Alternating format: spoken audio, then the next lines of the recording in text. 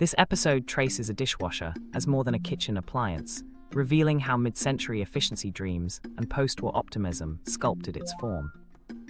Each curve, button, and label mirrors art movements that prized clarity and mass accessibility, from streamlined modern to minimalism.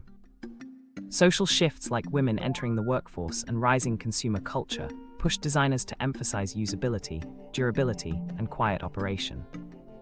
By reading the dishwasher as a cultural artifact, viewers see how technical progress and aesthetic restraint tell the era's story. The result is a compelling fusion of industrial engineering and art history, inviting appreciation of everyday objects as mirrors of society.